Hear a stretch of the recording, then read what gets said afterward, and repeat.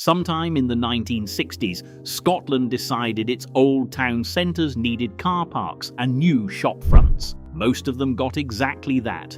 10 high streets did not, and not because anyone fought to save them. A market that vanished, a royal court that left, a railway that chose another route, a street too narrow to widen. Ranked from remarkable to genuinely difficult to explain, these are 10 high streets where the buildings are 2 centuries old and people live behind every one. 10. Culross, Fife. Culross sits on the north bank of the Firth of Forth, 7 miles west of Dunfermline, with a village population now around 450. The plots and frontages along its main street, the grain of the place, were largely fixed in the early 1600s when Sir George Bruce built his ochre palace on coal, salt and limestone money. Hold on to that word. So why does Culross still look like this? The answer is a railway line. The harbour that built the town was filled in and the sea cut off by the coastal railway in the late 19th century. No harbour meant no reason to redevelop the street above it. The Dutch pantiles on these roofs began as ships' ballast. They are still up there. Here is the honest part. Most of what you see in a Culross photograph is the palace and Mercat Cross. Much of the wider village is 20th century infill, and many cottages are holiday lets now, not family homes. Every render and roof repair here goes through conservation consent at thatched cottage cost. Culross survived because the sea left. The next entry survived because a fisheries society planned every street before anyone moved in. 9. Tobermory, Isle of Mull. Tobermory sits on a natural harbour on the Sound of Mull, reached by ferry from Oban, with a population just over 1,000. Walk the main street and the first thing you notice is that none of it happened by accident. Every building sits on ground that did not exist before 1788. So why is the whole town one continuous planned frontage? The answer is the British Fisheries Society, which in 1788 cut a street grid out of a cliff face, designed in part by engineer Thomas Telford to turn local crofters into commercial fishermen. By the 1820s, the kelp trade funding the second phase collapsed, and the town simply stopped expanding mid-plan. Here is the honest part. Most visitors know this harbour from a children's television programme, not an 18th century fisheries scheme. The buildings are real. The reputation attached to them lately is not the one they were built for. A street cut into rock leaves no room to extend, so every modern requirement is squeezed into a footprint fixed in 1788. Tobermory survived because it was built once on purpose, with no money left to build it twice. The next entry survived because there was nowhere left to put a new street at all. Number 8. South Queen's Ferry, City of Edinburgh. The old High Street sits on a narrow shelf between the Forth and a steep bank, hemmed in by the Forth Bridge of 1890 and the Forth Road Bridge of 1964. The wider town has grown to over 10,000 people. The High Street has not grown at all, so why did the street stay put while the town multiplied around it? The answer is geography, not policy. There was no flat ground left, so new housing went up the hill instead. The Black Castle, dated 1626, is the oldest house on the street. Its owner, a sea captain, was lost at sea, and his maid was burned for witchcraft, accused of cursing the ship. Here is the honest part. The High Street is real heritage. So is the commuter town of 10,000 people around it. This is not a frozen village. It is a frozen street inside a growing one. Living here means living on a tourist route built for 3 bridges. Queen's Ferry Street survived because there was nowhere left to put a new one. The next entry survived because the herring it depended on never came back. 7. Crail, Fife. Crail sits on the East Nuik coast, a royal burgh since 1178, with a population that has barely moved in 2 centuries. It held around 1,600 people in 1801. Today, it holds around 1,500. So why did Crail stop growing? The answer is the Crail capon, a dried haddock export, and the herring that followed it. Both declined through the 20th century, and nothing else ever arrived to replace them. The toll booth's weather vane is shaped like a fish, a direct nod to the capon trade that paid for the building. Here is the honest part. The harbour looks, in every photograph, like a thriving fishing village. It now supports a much smaller fleet than the curing trade it was actually built around. Walk the harbour today, and most boats you see are pleasure craft, not the fleet that built the toll booth. Residents are outnumbered by visitors most summer weekends. Crail's population just never grew back. The next entry's street never had room to grow in the first place. Number 6. Stromness, Orkney. Stromness is Orkney's second largest town, a ferry terminus for Scrabster, Aberdeen and Shetland, with a population of around 2,500. Walk the main street and you notice something odd before you can explain it. Cars and pedestrians share a single lane, with no pavement to retreat to. So why has nobody ever widened it? The answer is that the buildings are the street.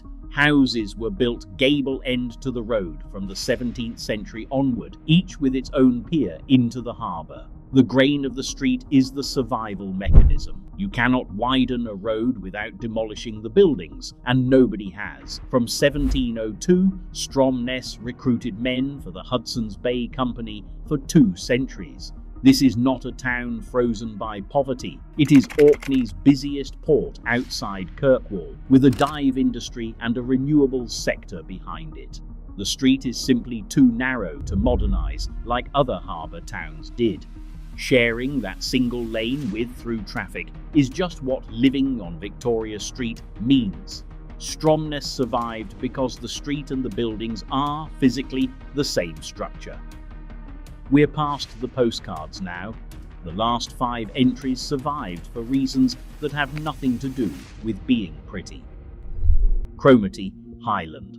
Cromarty sits at the mouth of the Cromarty Firth on the Black Isle, reached from the opposite shore by what is reportedly the smallest vehicle ferry in the United Kingdom. Its population today is under 700. In the 1830s, it was over 2,000. So why did Cromarty stop where it stopped? The answer is timing. The improver George Ross had already built a harbour, a brewery, and cloth and lace factories by the late 1700s.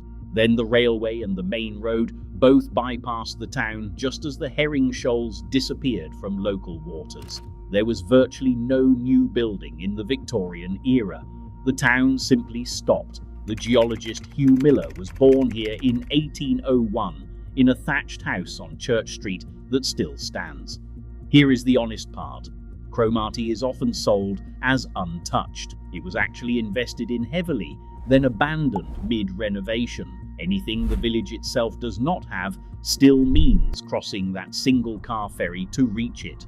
Cromarty was modernised once, then frozen mid-sentence. The next entry was not modernised. It was destroyed in a single afternoon and rebuilt from nothing. 4. Dunkeld, Perth and Kinross. Dunkeld sits on the River Tay, 15 miles north of Perth, with a population around 1,300. On the 21st of August, 1689, government troops and Jacobite forces fought house to house through the town for 16 hours. Most of what existed before that day burned. I want you to sit with that date. 1689 is the year this town restarted from nothing. So why does Dunkeld read as one continuous moment rather than centuries of patchwork change? The answer is that it had to be rebuilt all at once, as a single coordinated scheme from 1690 onward. The little houses on Cathedral Street and High Street, 18th century merchant houses now owned by the National Trust for Scotland, are that project frozen at the moment it finished. Musket ball strikes from the battle are still visible in the the cathedral walls. Here is the honest part. This is not a medieval street. Almost nothing visible predates 1689. What looks ancient is a single 18th century rebuild. Living in a little house means renting inside a managed heritage portfolio, not owning it outright. Dunkeld had to be rebuilt all at once. The next entry was never allowed to grow into anything else in the first place. Number 3. Falkland, Fife. Falkland sits at the foot of the Lomond Hills, 8 miles north of Glenrothes, with a population of 1,041 in the 2022 census, barely different from the 1,068 recorded in 1881. You are standing in a royal burg that never behaved like one, and you may not register that until somebody tells you.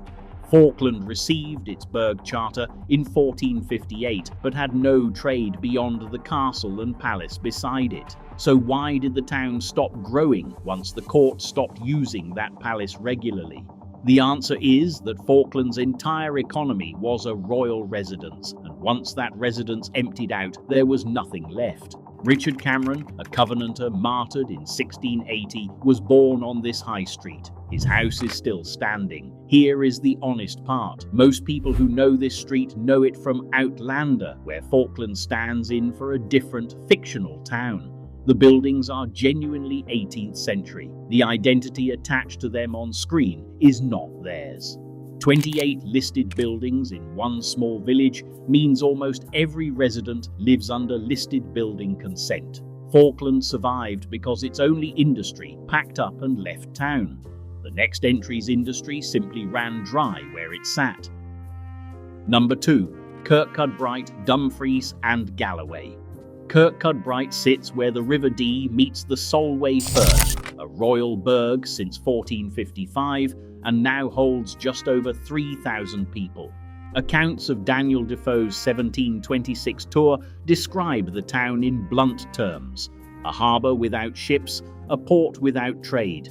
That sentence requires a moment. So why did a port this dead ever become known as Scotland's artists' town? The answer is that nothing came along to fill the gap the harbour trade left behind. By the 1880s, the same empty, cheap Georgian buildings Defoe had written off were exactly what a colony of working painters wanted. E.A. Hornell bought Broughton House with money from his Japanese exhibitions in the 1890s. Here is the honest part. Scotland's artist town sounds like a place saved by culture. The honest sequence runs the other way. The buildings survived because the economy died first. The artists arrived afterward because the rent was already cheap.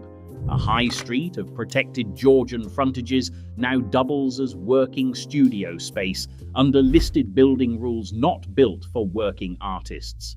Kirkcudbright's port died and stayed dead. The final entry's port died too, and the town refused to let that be the end of the story. 1. Wigtown, Dumfries and Galloway. Not a town that escaped the 20th century, not a town that fought off modernisation, a town that lost almost everything and rebuilt its high street out of second-hand books.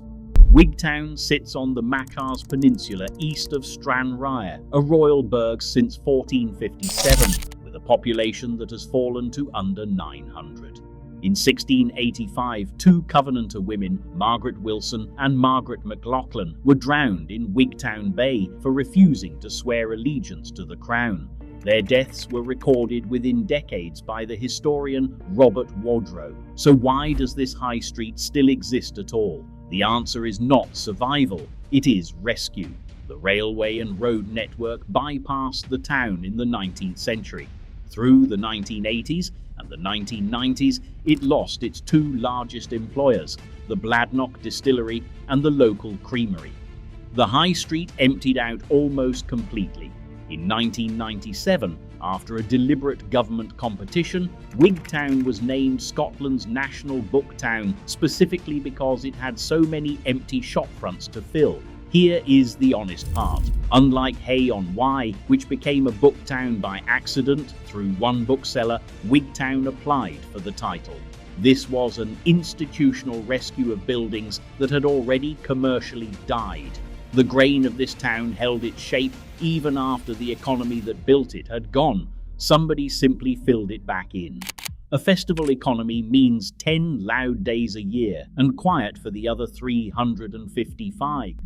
Culross survived because a railway line cut off its harbour. Tobermory survived because it was planned once and the money to finish the plan ran out. South Queensferry survived because there was nowhere left to build except uphill. Crail survived because the herring left and never came back. Stromness survived because the street and the buildings are physically the same structure. Cromarty survived because it was modernised once and then abandoned mid-renovation. Dunkeld survived because a town burned down in an afternoon could only be rebuilt all at once. Falkland survived because its only industry was a royal court that packed up and left. Kirkcudbright survived because its port died first and the painters arrived after, not before. Wigtown survived because, when the last two employers closed, the empty shopfronts were the only inventory the town had left. None of these 10 high streets were preserved because a council loved its own architecture. Each one kept its frontage because the economic reason to replace it never arrived too late, or arrived once and then collapsed for good. What is left is the grain of the place, the part that outlasts the reason it was built. These streets are not remarkable because they are 200 years old. A ruin is 200 years old. A folly in a garden is 200 years old. These are remarkable because someone bought milk this morning behind one of those shop fronts.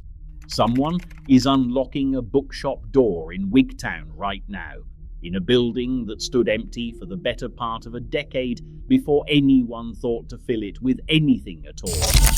The past on a Scottish high street is not behind a rope barrier.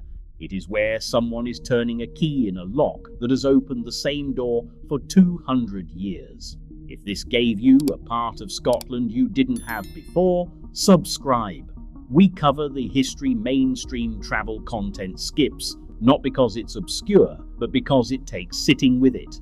Tell me in the comments, which of these 10 streets would you actually want to live on, and which one would wear you down within a year?